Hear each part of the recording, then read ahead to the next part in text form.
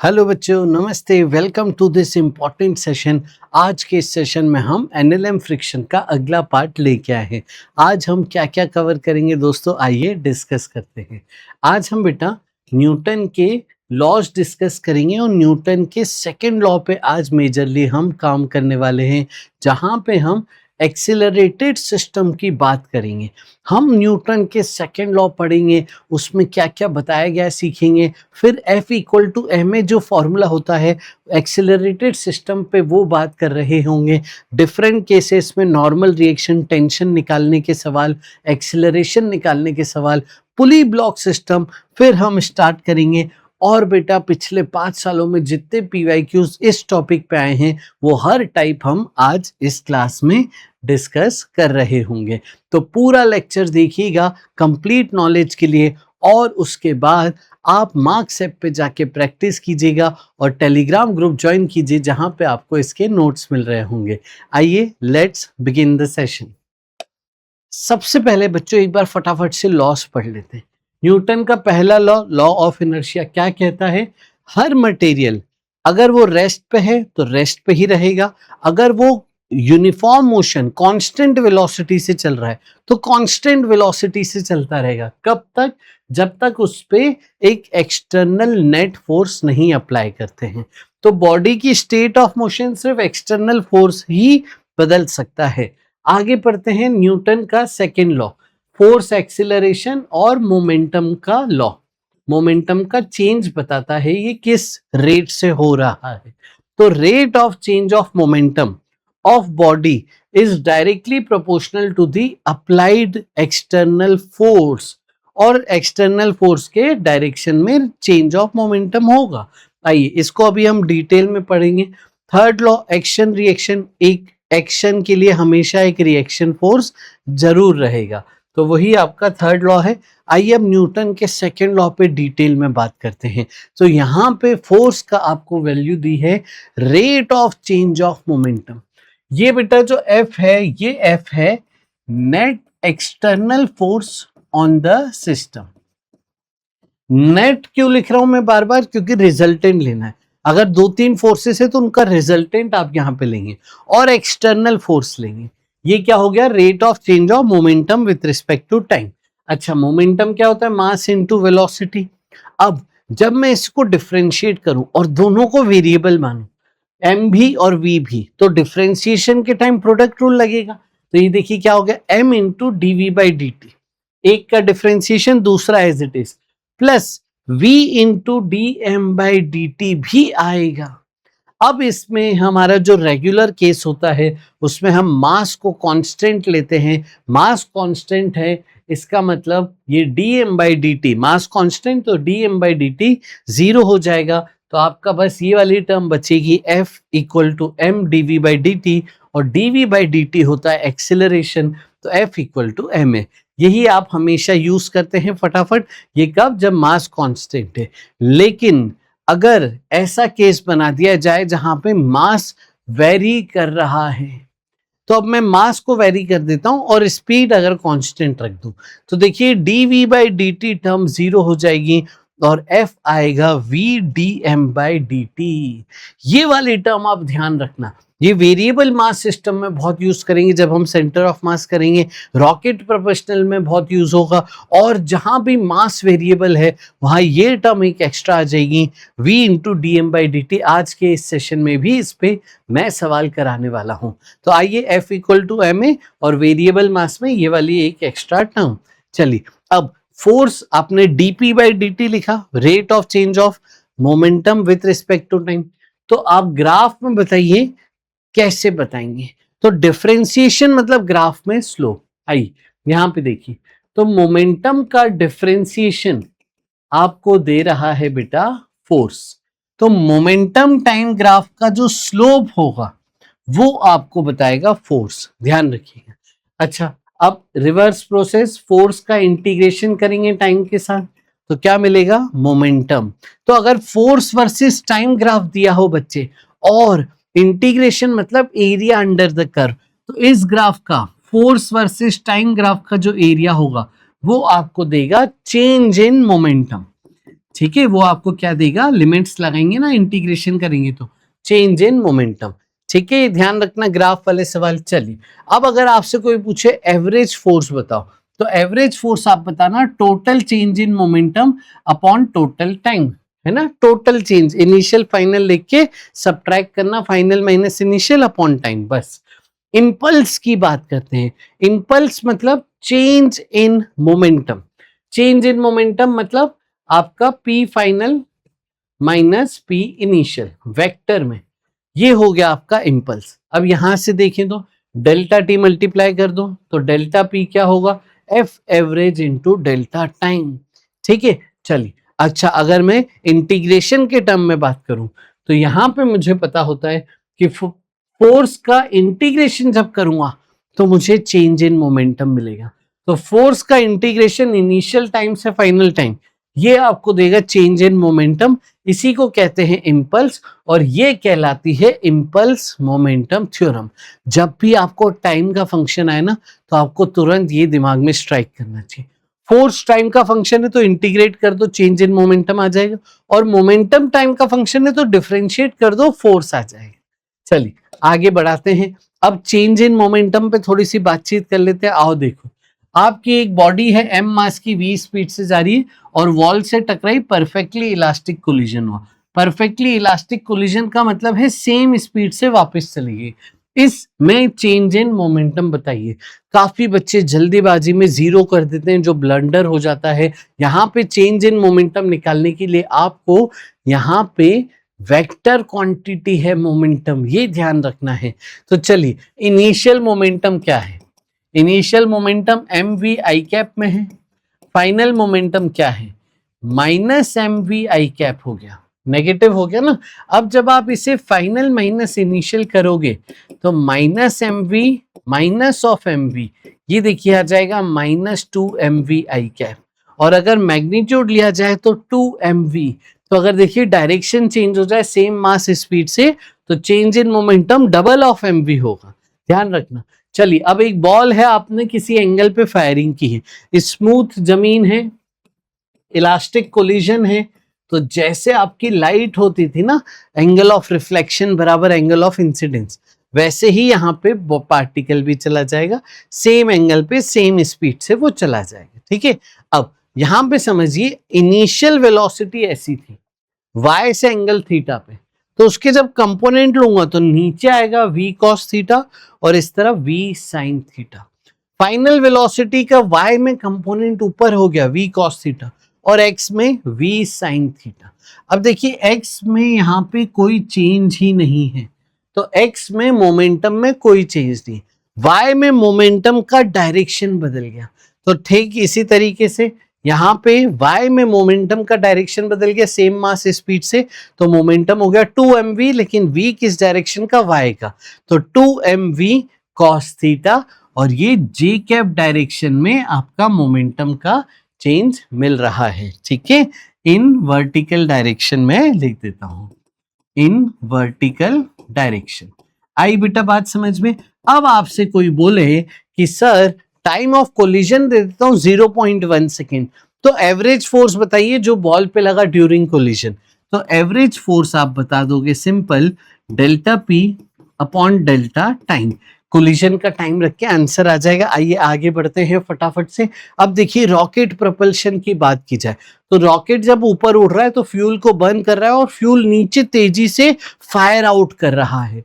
Fuel के fire out की relative speed में दे देता हूं वी रिलेटिव। तो फ्यूल को नीचे मारोगे तो एक्शन रिएक्शन से फ्यूल ऊपर मारेगा, इसे आप कह रहे हो थ्रस्ट फोर्स। अगर मैं रिलेटिव स्पीड कांस्टेंट रखता हूं तो आप देखिए थ्रस्ट फोर्स का मैग्नीट्यूड आता है v into D M by D T, और ये जो v है ये v रिलेटिव है जिससे फ्यूल को आप बाहर भेज रहे हैं। अब देखिए रॉकेट का एफबीटी क्या हुआ, mg नीचे हो गया रॉकेट का, और देखिए मास रॉकेट का बदलता जा रहा है, हर वक्त फ्यूल बर्न हो रहा है, तो m यहाँ पे वेरिएबल है, और ऊपर की तरफ जो थ्रस्ट फोर्स है वो v D M by D T हो गया।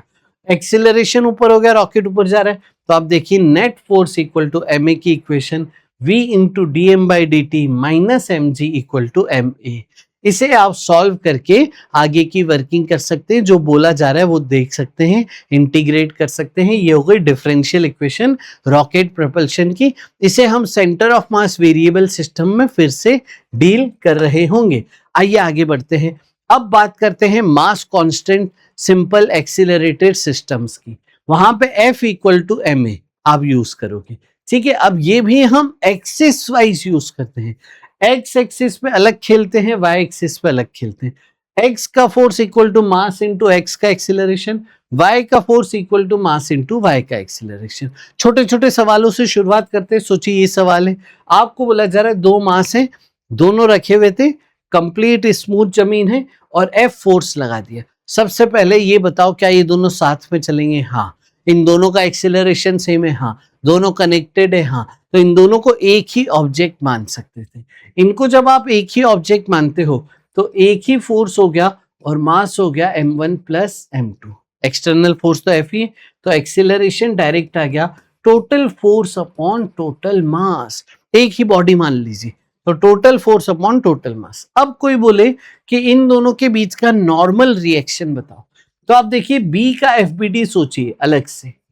तो B पे तो F लग नहीं रहा है, F तो A पे लगा। इन दोनों को एक मान लीजिए तो आपको F दिखेगा FBD में, या फिर A के FBD में F दिखेगा। B के FBD में F लगा नहीं सकते, ये फोर्स F B पे तो लगा नहीं, B पे A ने धक्का मारा है। FBD में सिर्फ डायरेक्ट फोर्सेस अप्लाई करते हैं, B को A ने नॉर्मल रिएक्शन दिया। ये है B का FBD और नीचे mg हो जाएगा बेटा, ऊपर आ जाएगा नॉर्मल रिएक्शन बाय ग्राउंड और एक्सीलरेशन इस तरफ। यस। अब देखिए यहां से इक्वेशन क्या आ रही है, F equal to ma equation B के लिए, अकेले B के लिए लगाएंगे तो normal equal to mass into acceleration, यहां से F upon m1 plus m2। ये बेटा नॉर्मल रिएक्शन आ जाएगा A और B के बीच, ठीक है। ध्यान रखिएगा, आप जैसे यहाँ पे स्ट्रिंग से कनेक्शन कर देते हैं, सब स्मूथ है, आप खींच रहे हो तो पूरा सिस्टम आगे चलेगा, सब कनेक्टेड है, एक्सीलरेशन सेम। तो इस पूरे को एक मान लूं तो आप देखो 3m, अंदर के टेंशन इंटरनल फोर्स हो जाएंगे। इंटरनल फोर्स FBD में नहीं बनाते हैं, एक ही एक्सटर्नल फोर्स है F, तो एक्सीलरेशन सिस्टम का आ गया F अपॉन 3m। समझ गए बच्चे? चलिए आगे चलते हैं। अब A की रस्सी का टेंशन बताइए, B की रस्सी का टेंशन बताइए। तो ध्यान से देखिए, अगर मैं B का FBD बनाऊं तो आपको टेंशन ऑफ B, यहां पे लास्ट ऑब्जेक्ट का 3 नाम दे देता हूं, 1 2 3, 3 का अगर मैं FBD बनाऊं तो इस पे बस एक ही फोर्स है, ये वाला टेंशन। यस। और एक्सीलरेशन आगे है, तो टेंशन ऑफ B डायरेक्ट आ गया मास into acceleration, acceleration F by 3m, ये हो गया F बाई 3। अब देखिए ध्यान से सुनिएगा, अगर मैं यहां पे आपको इन दोनों को एक सिस्टम मान के FBD बनाऊं तो आप बताओ मेरे को, 3 प्लस 2 को अगर मैं सिस्टम मान लेता हूं तो ये वाला टेंशन नहीं बनाएंगे आप, क्योंकि ये इंटरनल हो गया फोर्स। बस एक ही इस सिस्टम पे एक ही फोर्स है, टेंशन A, जो उसको आगे की तरफ खींच रहा है। यस। तो टेंशन A क्या हो गया, force equal to mass of system into acceleration. तो tension A mass of system double m, acceleration F upon 3m, और ये देखिए 2F बाई 3 आपका टेंशन आ गया। इसी तरीके से 10 लगा दे, 15 लगा दे, तो ये देखिए मेंस में आया वो सवाल है, अभी हम डिस्कस करेंगे क्लास में। तो आगे बढ़ते हैं। अब फोर्स अगर है तो इक्वेशन ऑफ मोशन भी लगाई जा सकती है, डिस्प्लेसमेंट पूछा जा सकता है, एक्सीलरेशन वेलोसिटी पूछी जा सकती है। तो फोर्स अगर कांस्टेंट है तो एक्सीलरेशन कांस्टेंट है, एक्सीलरेशन कांस्टेंट है तो कांस्टेंट एक्सीलरेशन की जो इक्वेशन थी काइनेमेटिक्स में वो हम अप्लाई करेंगे। लेकिन अगर वेरिएबल हो गया फोर्स तो एक्सीलरेशन वेरिएबल, वेरिएबल एक्सीलरेशन में फिर हम डिफरेंशिएशन इंटीग्रेशन का मदद लेंगे। एक्सीलरेशन होता है वेलोसिटी का रेट ऑफ चेंज, वेलोसिटी होती है डिस्प्लेसमेंट का रेट ऑफ चेंज। यस। और चेंज इन वेलोसिटी आती है एक्सीलरेशन के इंटीग्रेशन से, डिस्प्लेसमेंट आता है वेलोसिटी के इंटीग्रेशन से। ये बेसिक चीजें हम ध्यान रखेंगे। अब बात करते हैं एटवुड मशीन की। एटवुड मशीन आपका सिंपल एक आइडियल पुली का स्ट्रक्चर है, जिसमें एक आइडियल रस्सी हमने ले ली और पुली सिंगल पुली का स्ट्रक्चर है। यहाँ पे एक मास लगा दिया, यहाँ पे दूसरा मास लगा दिया। इस डायग्राम में M2 हैवी है, M2 नीचे जा रहा है, M1 ऊपर जा रहा है। अब ध्यान से सुनना, अगर मैं M1 का FBD बनाऊं तो इस पे M1G नीचे लगाऊंगा, mg का फोर्स, टेंशन ऊपर लगाऊंगा, एक्सीलरेशन ऊपर लगाऊंगा। इस पे मैं F इक्वल टू ma की इक्वेशन लिखूंगा कैसे? अब ध्यान से सुनना, ये ऊपर जा रहा है ना, तो एक्सीलरेशन से पता पड़ता है ऊपर का फोर्स ज्यादा है, तो high force minus low force लिखना हमेशा यहाँ पे, और एक्सीलरेशन के डायरेक्शन में इक्वेशन लिखेंगे।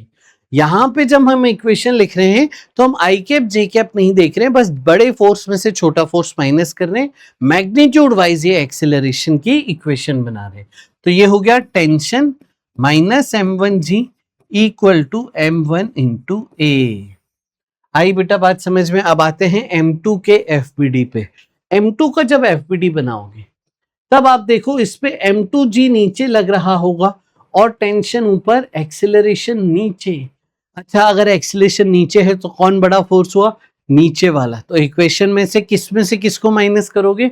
M2G में से टेंशन को माइनस करेंगे क्योंकि opposite direction, equal to mass into acceleration.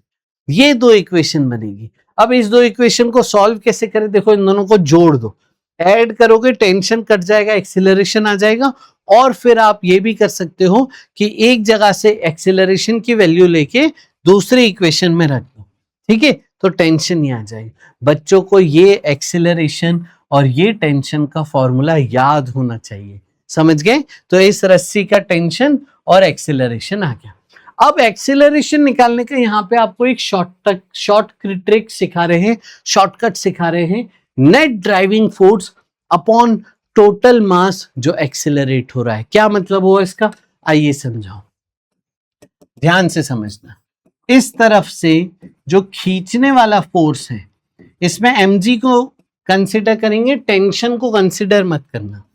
और इस तरफ से जो खींचने वाला फोर्स है वो ऐसा है। अब अगर आप सोचो, इसको पूरा स्ट्रेट करके सोचो, इमेजिन करो। यस, इधर फोर्स है M2G, इधर फोर्स है M1G। तो बताओ, ये दोनों सेम डायरेक्शन के फोर्स है, सेम सेंस में काम कर रहे हैं कि अपोजिट सेंस में? अगर M2G बढ़ाओ तो ये नीचे आएगा और ये ऊपर जाएगा, अगर M1G बढ़ाओ तो ये नीचे आएगा, ये ऊपर जाएगा। तो अपोजिट सेंस का काम है, जो हमें खोल के पूरा ऐसे भी समझ में आ रहा है। तो यहाँ पे अब बताइए नेट एक्सीलरेशन क्या लिखेंगे हम? तो नेट फोर्स क्या हो गया? M2G माइनस M1G अपॉन में total mass M1 plus M2। समझ गए? नेट ड्राइविंग फोर्स का मतलब इधर से खींचने वाला फोर्स और इधर से खींचने वाले फोर्स का सब्ट्रैक्शन।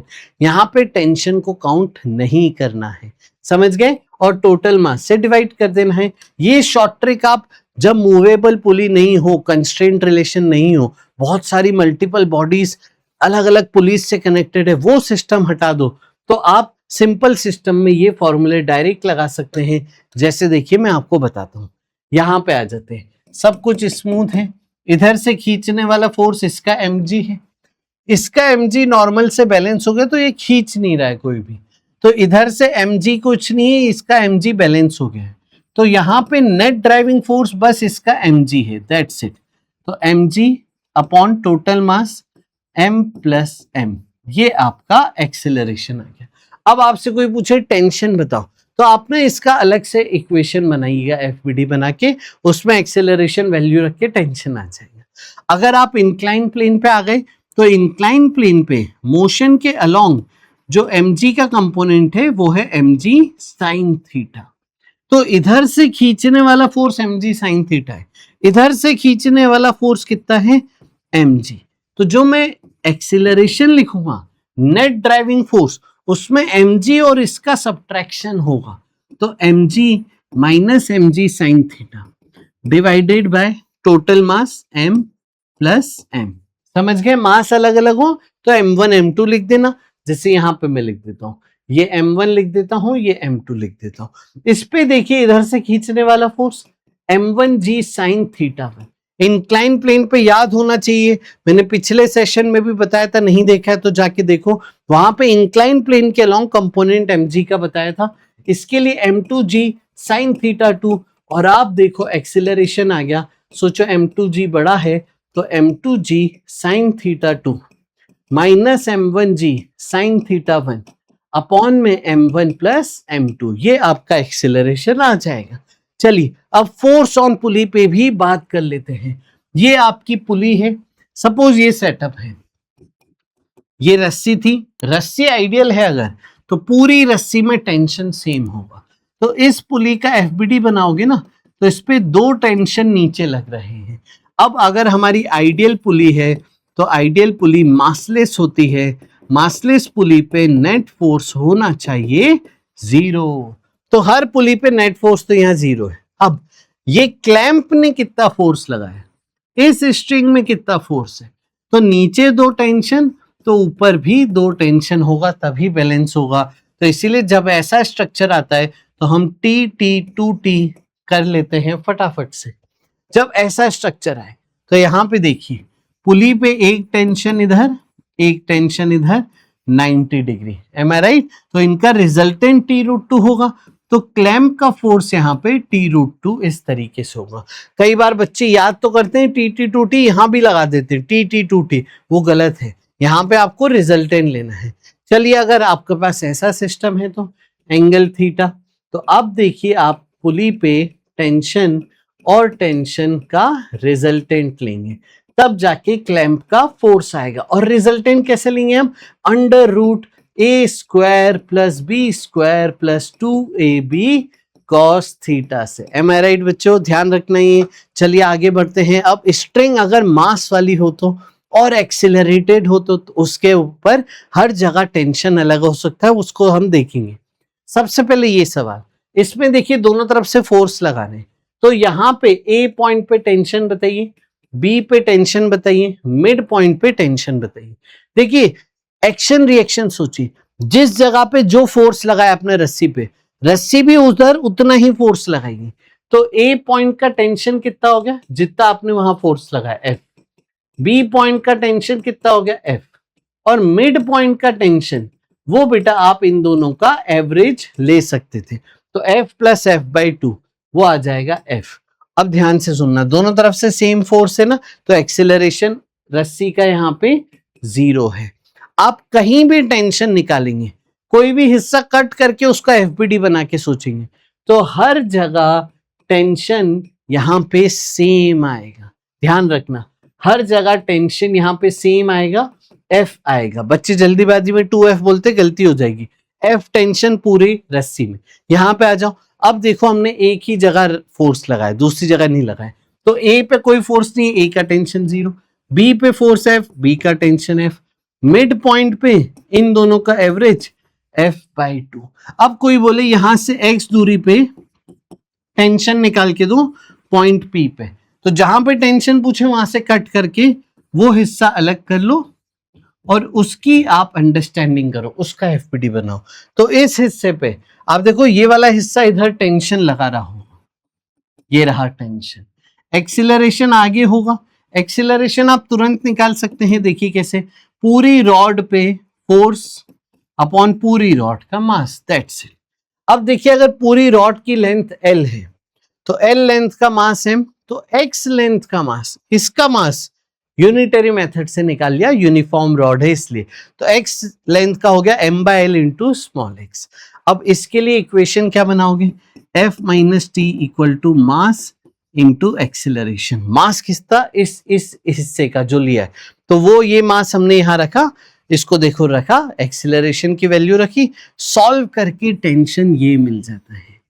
तो टेंशन यहाँ पे लीनियरली x के साथ डिक्रीज हो रहा है, लीनियरली लेंथ के साथ डिक्रीज हो रहा है। ध्यान रखिएगा ये चीज। आगे बढ़ते हैं, चलो अगर दोनों तरफ अलग है टेंशन, तो A पे टेंशन हो जाता 10, B पे टेंशन हो जाता 30, मिड पॉइंट पे टेंशन बताओ, वो आ जाता इन दोनों का एवरेज 20। समझ गए, यूनिफॉर्म रॉड में ऐसे कर सकते हैं। आगे बढ़ रहे हैं, वेइंग मशीन का कंसेप्ट समझ लीजिए।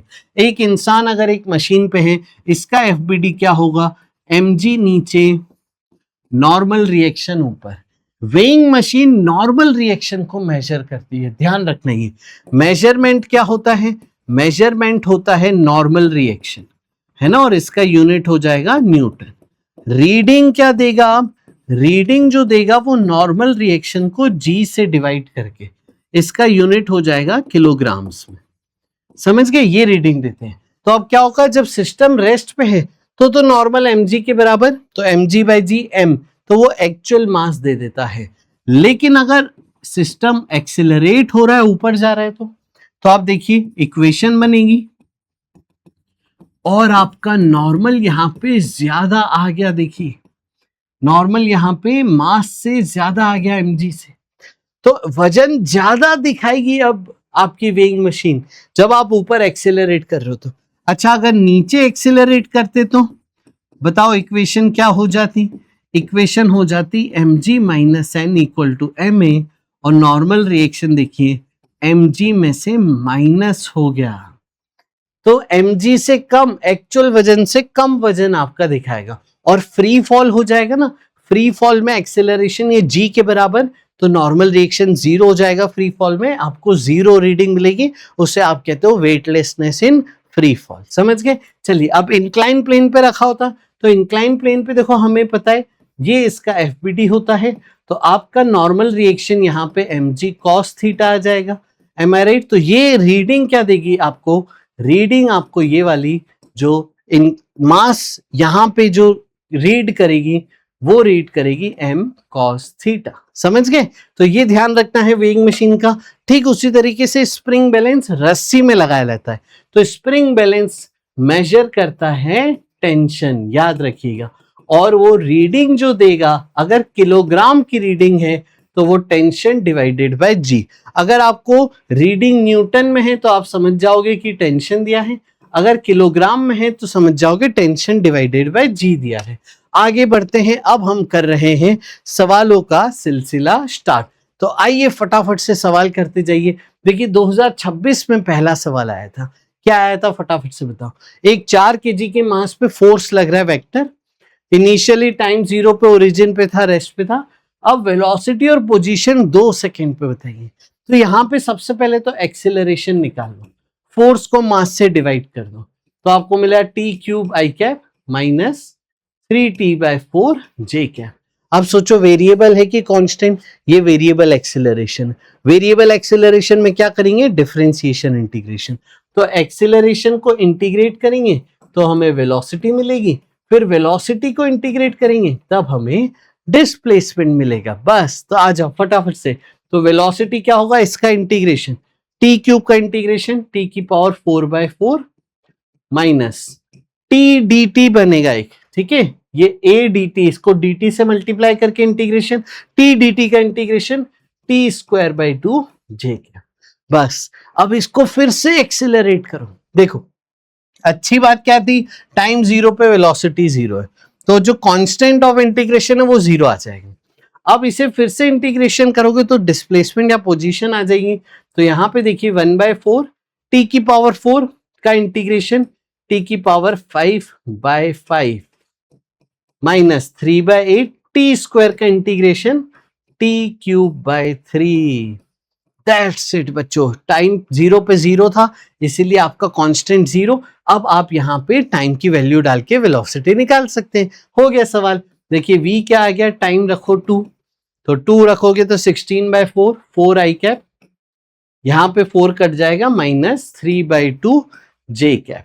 एक डिस्प्लेसमेंट बताओ जल्दी से, टाइम रखो 2, तो ये देखिए 2⁵ 32/4 8 8/5 i कैप, और यहां से 3 कट गया, 8/8 1 j कैप। मैच करिए, देखिए यहां पे ये मैच हो रहा है ऑप्शन 3 से, तो 3 इज द आंसर।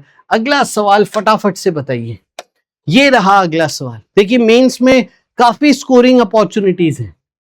क्या पूछ रहा है? टेंशन 1 टेंशन 2 बताइए। सबसे पहले पूरे सिस्टम को एक मान लीजिए। आप देखिए मास कितना हो गया, 10 kg, एक ही एक्सटर्नल फोर्स है, तो आपका एक्सीलरेशन हो गया 80/10 यानी 8। एम आई राइट बच्चों? यस। अब आपसे पूछा है टेंशन 1 बताओ। फ्रिक्शन नहीं है, अभी स्मूथ वाली आज की क्लास में हमने ली है। तो ए का अलग से एफबीडी बनाना, तो ए पे तो बस टेंशन 1 ही लग रहा था, तो इसकी इक्वेशन क्या होगी, टेंशन 1 इक्वल टू ए का मास इंटू एक्सिलरेशन, एक्सिलरेशन रख दो, टेंशन 1 आ गया 40। फिर देखो आप बी और ए को एक सिस्टम मान लो, ए प्लस बी को एक सिस्टम मानोगे तो इस सिस्टम पे एफबीडी में सिर्फ T2 आएगा, तो T2 इक्वल टू इस सिस्टम का मास 8a, एक्सिलरेशन की वैल्यू रखो, ये आ गया 64, 40 और 64, option A is the answer. Moving on to the next सवाल, ये देखिए वेरिएबल फोर्स का यहाँ पे टाइम के साथ फंक्शन दिया है, फोर्स इक्वल टू KT दिया है बेटा, यहाँ पे ये जो है ये F है, फोर्स इक्वल टू KT आपको फोर्स दिया है, टाइम का फंक्शन, और बोल रहा है मोमेंटम चेंज हो गया, ये मोमेंटम P से 3P हो गया था, ठीक है, थोड़ा सा मिस प्रिंटिंग है, इसको ध्यान से देखिएगा। तो मोमेंटम यहाँ P से 3P हो गया, तो फोर्स दिया है, मोमेंटम चेंज की बात हो रही है, तो हम यहाँ पे याद रखते हैं कि इंपल्स होता है एफ डी टी का इंटीग्रेशन, दैट्स इट। तो final momentum minus initial momentum के टी डी टी, और किस टाइम में, टाइम 0 से टाइम t में, तो 0 से t। देखिए क्या मिला हमें, 2 उधर ले जाइए, ये आपका फाइनल आंसर मिला, यस, जो कि हो जाता है 2√p/k। यहां पे ये ऑप्शन 4 से नहीं, 4 में तो 2 बाहर नहीं है, यस, तो यहां पे 2 बाहर किस में है सर, यहां पे पावर गलत है ना, थोड़ी सी मिस प्रिंटिंग इस सवाल में, कोई बात नहीं, सही कर लेते हैं। इसमें ऑप्शन बी देखिए यहाँ पे सही जवाब बन रहा है, एग्जैक्ट। आई बेटा बात समझ में, तो ये छोटी छोटी चीजें ध्यान रखोगे ना, आप बहुत अच्छा स्कोर करोगे फिजिक्स में। अगला सवाल देखिए, मैं कह रहा था आपसे, आपको बोला 10 बॉल है और 6th बॉल लीव कर रही है, तो आप देखिए यहाँ पे 6th बॉल हवा में है, 5 4 3 2 1, यस, तो आप 6 बॉल हवा में है, और यहाँ पे 4 बॉल हैं, 10 9 8 7, तो आप देखिए इसे क्या करिए, इन चारों को एक मान लीजिए, तो आपके पास 4m मास हो गया, और यहां पे आप क्या करिए, इन 6 को एक मान लीजिए, 6m मास हो गया। अब एक्सेलरेशन निकालिए फटाफट, एक्सेलरेशन हो गया नेट ड्राइविंग फोर्स, वो बस इसी का mg होगा, अपॉन में टोटल मास, तो ये देखिए हो गया 6g/10, और अगर आप g को 10 रख दो तो एक्सेलरेशन आ जाएगा 6, एक्सेलरेशन आ गया। अब पूछा क्या है, देखिए टेंशन बिटवीन 7th और 8th बताइए, तो 7th और 8th मतलब ये वाला टेंशन बताइए।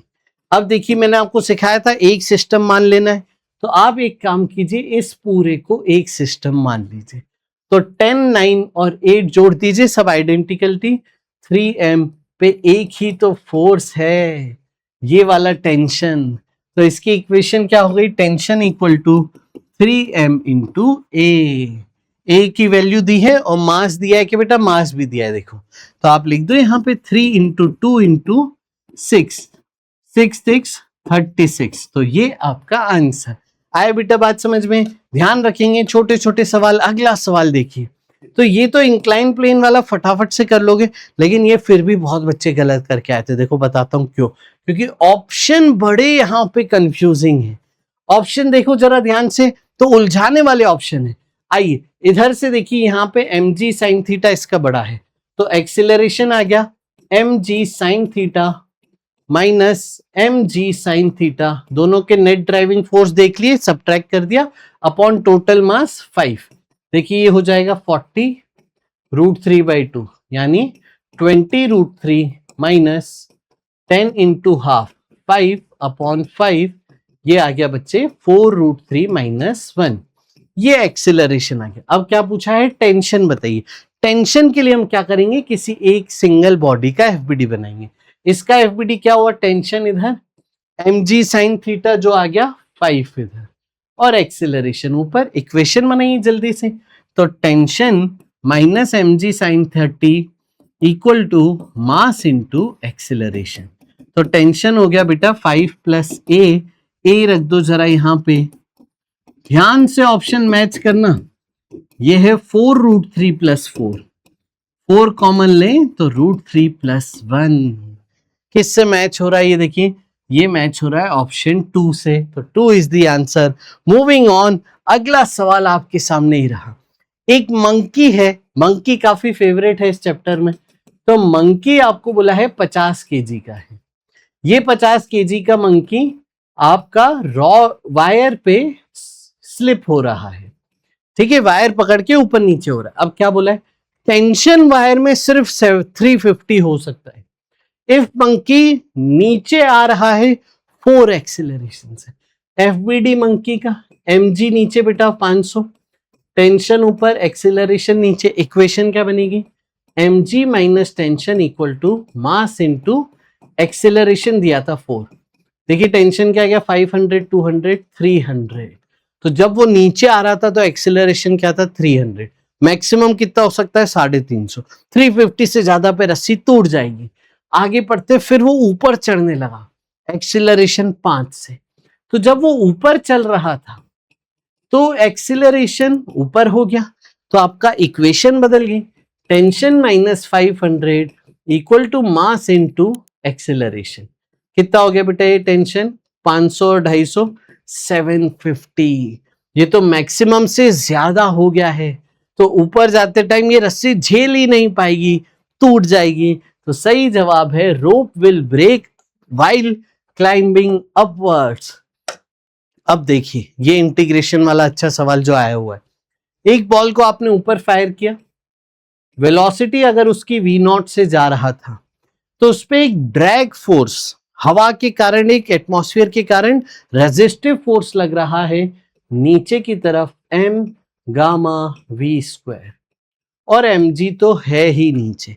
अब बोल रहा है टाइम बताइए जब तक वो जेनिथ तक न पहुंचाए, मतलब जब तक उसकी स्पीड 0 ना हो जाए। तो ध्यान से सुनना, इसका इंटीग्रेशन बहुत अच्छा है। तो इसका एक्सीलरेशन क्या होगा? मास से डिवाइड कर दीजिए, फोर्स अपॉन मास। फोर्स यहां पे है mg plus m gamma v² upon mass, तो एक्सीलरेशन आ गया g प्लस गामा v²। अब यहां पे एक चीज जो ध्यान रखनी है, रिटार्डेशन है, तो एक्सीलरेशन नेगेटिव। वेलोसिटी कहां से कहां जा रही है? v0 से 0 हो रही है, और टाइम पूछा है। अब ध्यान से सुनना, ये एक्सीलरेशन कांस्टेंट है कि वेरिएबल? देखो ये स्पीड के साथ बदल रहा है, वेरिएबल एक्सीलरेशन इंटीग्रेशन करना पड़ेगा। आइए इसे सॉल्व करते हैं। तो हम लिखेंगे dv by dt is equal to g plus gamma v²। इधर ले आइए v को एक साथ, और dt को उधर ले जाइए, इसे इंटीग्रेट कीजिए। तो ये तो देखिए सिंपल इंटीग्रेशन है, और इसकी लिमिट भी सिंपल है 0 से। इसकी लिमिट तो है v0 से 0, लेकिन ये इंटीग्रेट कैसे होगा? तो ध्यान से दिमाग लगाइए, पॉज करके सोचिए इंटीग्रेट कैसे करेंगे, जब तक मैं आपको सिखाता हूं कैसे करेंगे। बेटा नीचे v² है, ये कौन सा पैटर्न है? dx upon x² plus a², ये इंटीग्रेशन का पैटर्न है। इसका आंसर होता है बेटा tan inverse x by a 1/a, ये इसका इंटीग्रेशन होता है। तो x² यानी यहाँ पे v है, तो पहले तो v² बनाओ, तो गामा बाहर ले लो। तो एक प्रकार से आपने गामा बाहर ले लिया, और देखिए बना g by gamma plus v² का इंटीग्रेशन। यहां पे a क्या हो गया हमारा? देखिए x की जगह तो v है, a², a क्या हो गया हमारा? रूट g बाय गामा हो गया है। ध्यान से समझिएगा, तो इसका इंटीग्रेशन क्या हो गया? 1 गामा 1/a, तो 1/a, a क्या है? Root g by gamma into tan inverse x यानी v बाय a यानी बाय g गामा। यस, ये आंसर है इसका। और लिमिट्स लगाई जाए v0 से 0, तो tan इनवर्स 0 0 हो जाएगा, higher limit minus lower limit, और वो माइनस साइन से कट जाएगा। यहां पे देखिए एक गामा रूट गामा से कट के वो रूट में आ जाएगा। tan inverse gamma v0 by g limits लगाओगे ना तो ये फाइनल आपका आंसर बनेगा। और ये देखिए कौन से ऑप्शन में है, ऑप्शन 2 में बच्चों ये आपका आंसर है। आई होप आपकी आज की क्लास आपको अच्छी लगी होगी। और ये देखिए एक एडवांस स्टाइल का सवाल है जो हमने लास्ट में किया, इसे पूरा अच्छे से नोट डाउन कीजिएगा और तैयारी कीजिएगा अपनी स्ट्रांग, क्योंकि पेपर फोड़ना है। मार्क्स ऐप पे जाइए, प्रैक्टिस कीजिए, टेलीग्राम चैनल पे जुड़ जाइए और किस सेशन पे आप किस टॉपिक पे सेशन चाहते हैं वो कमेंट करके बताइएगा। मिलते हैं अगले सेशन में। Bye bye, take care, God bless you.